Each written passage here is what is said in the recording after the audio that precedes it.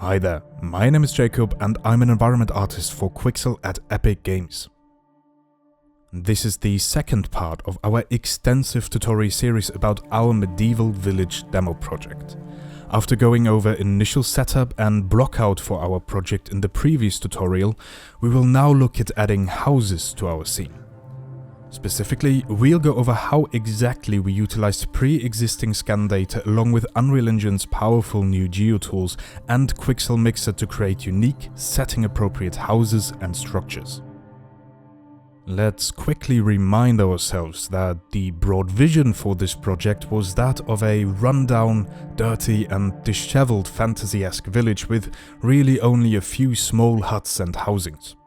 The general idea was based from the get-go on our modular medieval scans. However, it was very apparent that these modular scans, at least out of the box, were only really suited for a cleaner Tudor-era style, not exactly in line with what we wanted to achieve. Knowing this, we were presented with a couple of options, for example, going the route of building certain extensions and modular pieces from scratch. However, especially when these pieces appear next to and in context of scanned assets, they require special attention and care, so it could have been rather time-consuming to achieve the same level of quality and visual fidelity by hand. Furthermore, the from-scratch approach would usually involve a wide array of different DCCs and interconnected workflows from high-poly blockout to sculpting to low-poly creation, then UV layout and a complete texturing pass, usually including the creation of a rather extensive set of smart materials to allow for visual consistency between assets. A different approach would be to use the power of existing scan data to repurpose 3D assets and surfaces that share the same level of detail from the get-go. This could, for instance, be done entirely in a DCC of your choice, be that Maya, 3ds Max, Blender or similar. With the introduction of more capable geometry tools to Unreal Engine 4.26, we decided to create all of our building extensions directly in Engine. This, combined with the extensive Megascans library and ecosystem, can be an extremely powerful method for crafting unique and custom assets that fit perfectly into the visual style of pre-existing scan data, allowing you to adapt and expand the visual language of a project, all without leaving the engine. All of the examples we've been showing here should give you a good idea of what exactly we were able to achieve with this approach. Our houses have been exclusively constructed directly in Engine, only using Megascans assets available in our library such as wooden boards, branches and even just two-dimensional surface and atlas scans. So, without any further ado, let's jump into a bit more detail to break this down step by step. We started off by populating a new empty level with a few of our medieval scans and created a clean slate blueprint, if you will, of the general layout we wanted our initial building to have. This served as our construction level, and we repeated this process for pretty much all of our additional houses down the line. Once we had established our possibilities using only pre-existing modular scans, we then had a better understanding of what pieces we were actually missing to achieve our visual goal. For instance, we can now clearly see that using only our modular pieces, our houses lack interesting variance in positive silhouette. Everything is composed of right-angle boxes and straight surfaces. Especially when breaking out of a rectangular base shape, connecting pieces with our stock scans can become a bit tricky. Now, to combat this, we can literally start constructing additive pieces by arranging individual boards and planks. The GeoTool sculpting, deforming, displacing and cutting tools come in extremely handy. Straight in Engine, we are able to combine and cut assets to size, creating new variations. These tools can work very cleanly, preserving your UVs and normals even under extreme deformations, protecting the high fidelity of our scan data. Not only are we able to stay in Engine, we also gain the major benefit of having multiples of the same meshes sharing the same UVs and textures, resulting in very high textile density without needing to rely on expensive 4K textures. Reusing the same base scans over and over again also means that we can reuse the same few texture sets.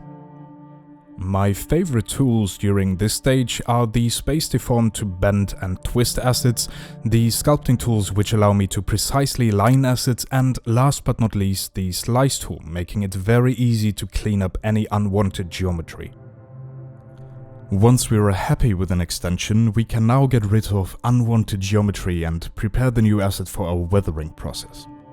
You know, when simply sticking together assets, one is often left with telltale signs of quote-unquote game visuals, so unnatural intersections where two assets were clearly just stuck together.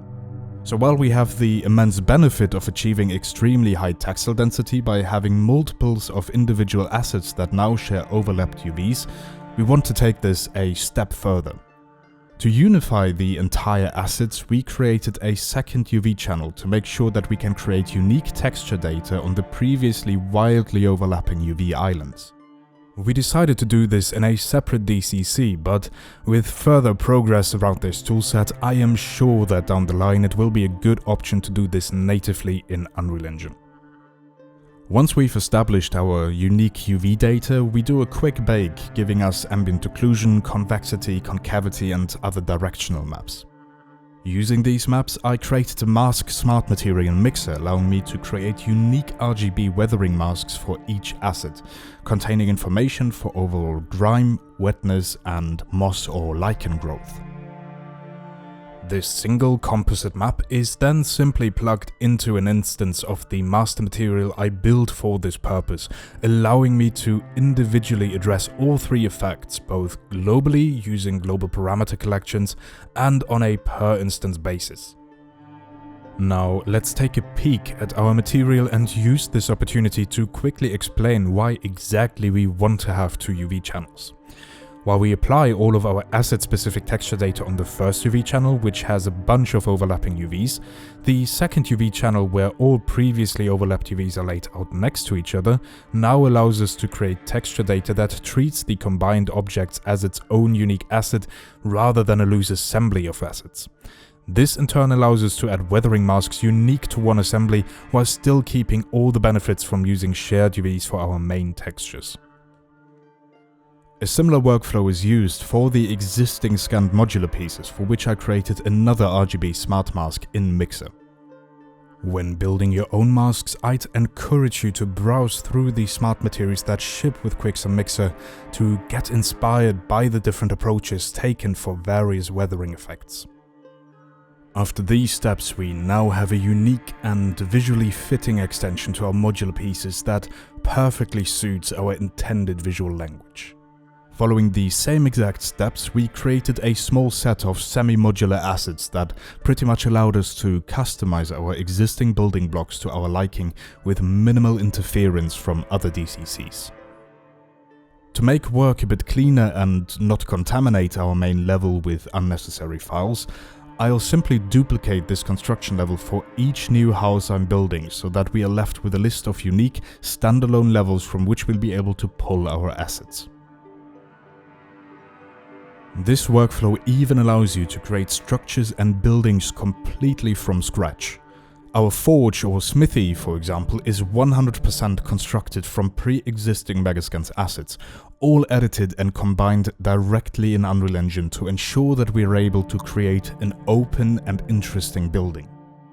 Last but not least, we can finally populate our blockout level with our final buildings, allowing us to proceed to the next steps. Now, thank you all so much for watching. I really hope you enjoyed it. We'll go on to cover how we tackled the roofs and small additional pieces for the houses in the next tutorials, so make sure to advance to the next part. You'll find all tutorials of this series listed in the description below. Also, please feel free to drop your questions or thoughts into the comments, and as always, I can't wait to see you in the next one.